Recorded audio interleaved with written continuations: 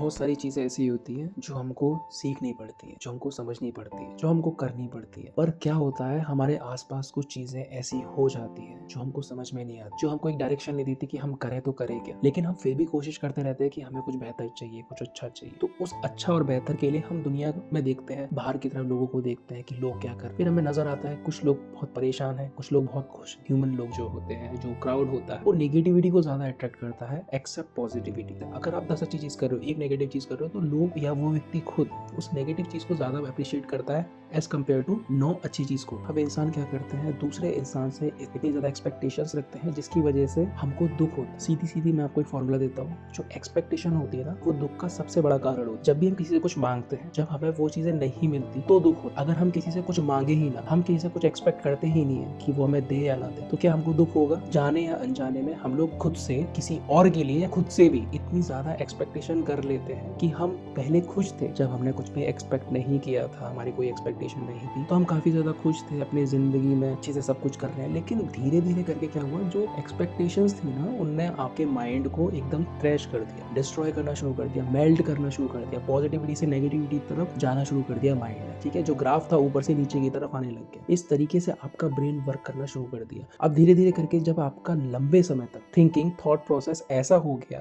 तो आपका माइंडसेट कैसा बनेगा? एक नेगेटिव ओरिएंटेड माइंडसेट आपका बनने लगेगा। तो उसकी वजह से क्या होगा, आपका जो ब्रेन है वो पॉजिटिव चीजों को ना देख करके नेगेटिव चीजों को ज्यादा अट्रैक्ट करेगा। यानी कि अगर आपने जो एक्सपेक्ट किया, अगर वैसा हो गया तो मन खुश हो जाएगा, अगर वैसा नहीं हुआ तो मन दुखी हो जाएगा। और ज्यादातर केसेस में क्या होता है, हमारी एक्सपेक्टेशंस कभी भी वैसे नहीं होती पूरी जैसा हम चाहते हैं। होती है लेकिन थोड़ा अलग तरीके से होती है। जो आपको चाहिए होता है, या तो उससे आपको बेहतर मिलता है या फिर उससे कम मिलता है, वैसा नहीं मिलता जैसा आप चाहते हो। तो सबसे बड़ा जो मेन पॉइंट है वो यही है कि एक्सपेक्टेशंस को समझना बहुत जरूरी है। जब आप एक्सपेक्टेशन को समझ जाते हो ना, तो आप अपनी लाइफ में सेटिस्फाई हो जाते हो। मैं ये बिल्कुल नहीं कह रहा कि एक्सपेक्टेशन रखनी नहीं चाहिए, मैं कहता हूँ एक ऐसी एक्सपेक्टेशन रखनी चाहिए कि फुलफिल ना भी होना तब भी आपको दुख ना हो उस चीज के लिए। इतनी छोटी छोटी चीजों के लिए, उसने मेरा ये काम नहीं किया, उसने मेरा वो काम नहीं किया, उसने ऐसा नहीं किया, उसने वैसा नहीं किया, कि छोटी छोटी एक्सपेक्टेशन जब लंबे समय तक बनती चली जाती है ना, तो ये माइंड के अंदर एक लूप बना देती है, और इस लूप से निकलना बाहर थोड़ा सा मुश्किल हो जाता है। ये आपकी ईगो को इतना ज्यादा अपलिफ्ट कर देता है, जिसकी वजह से आपका जो माइंड होता है ना, वो क्लियर डायरेक्शन या क्लियर एक्शन नहीं ले पाता, वो चीजों को समझ नहीं पाता है। माइंड एक तरीके का बिल्कुल बुद्धू टूल है, जिसको जैसा डायरेक्शन दे दो वैसे समझ जाएगा। देखो, अभी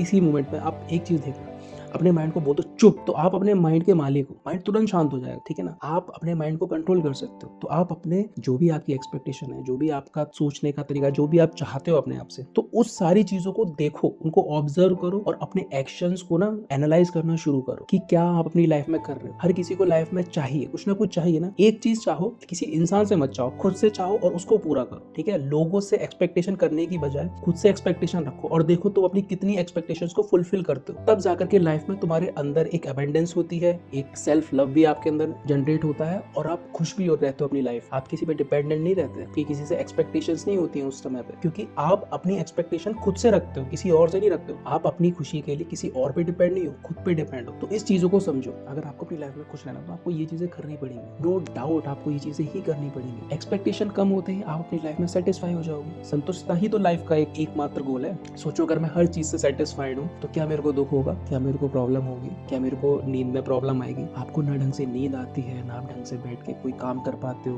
ना ही आप कोई चीज करनी होती है, एक्शन लेना होता है, उसके बारे में ढंग से सोच पाते हो। क्यों? क्योंकि आपकी एक्सपेक्टेशन बहुत ज्यादा हो जाती है। छोटी छोटी एक्सपेक्टेशंस होती हैं, छोटी छोटी चीजें होती है जिनसे आपका माइंड ना बॉन्डेड रहता है। उसको अनबाउंड करो, ठीक है ना, उसको फ्रीडम प्रोवाइड करो। उसको फ्रीडम आप ही प्रोवाइड कर सकते हो। उस तरीके का कंटेंट कंज्यूम करना शुरू करो। शॉर्ट कंटेंट से दूर रहो। ऐसे लोगों में बैठो जो काफी ज्यादा डीप बातें करके, ऐसे लोगों के साथ बैठो जो काफी ज्यादा नॉलेजेबल, इंटेलेक्चुअल बातें करते। साइकोलॉजी को समझो, माइंडसेट को समझो, ठीक है, अपनी अंडरस्टैंडिंग को इंक्रीज करो, लोगों को ऑब्जर्व करना सीखो। ये सारी चीजें जब धीरे धीरे करोगे ना, तो आपको चीजें समझना शुरू होंगी। ये नहीं कि एकदम समझ में आ जाएगा क्या कारण है आपके दुख। कई बार क्या है, आप एक्सपेक्टेशन करते रहते हो, मुझे ये चाहिए, मुझे वो चाहिए, वो चाहिए। किसी से मांगो मत। अगर आप रिलेशनशिप में जाना चाहते हो, उससे एक्सपेक्टेशन आप बहुत कम रखते हो, इतनी छोटी एक्सपेक्टेशन रखते हो कि अगर वो एक्सपेक्टेशन आपकी पूरी नहीं होती तो आप खुश हो, उसमें भी सेटिस्फाई हो। करता है तो ठीक है, नहीं करता तो बहुत ठीक है। एक चीज आपने देखी है, आपने कभी भी किसी से कुछ एक्सपेक्टेशन रखी नहीं, लेकिन उसने उस चीज को कर दिया तो आपको कितनी ज्यादा खुशी मिलती है। कभी आपने इस चीज को ऑब्जर्व किया, एक बच्चा है, उसके पास साइकिल नहीं, लेकिन उसने कभी माँ बाप को नहीं बोला और माँ बाप ने उसको साइकिल ला के दी, तो आपने उस बच्चे की खुशी देखी है कभी? तो ये छोटी छोटी चीजें हैं जो हमको समझनी पड़ेंगी लाइफ में, जो हमको काफी ज्यादा क्लैरिटी देती है, जीने का एक खुशहाल जिंदगी जीने का मौका देती है। लाइफ का एक सिंपल सा एसेंस यही है कि आनंद में रहना है, खुश रहना है, मस्त रहना है।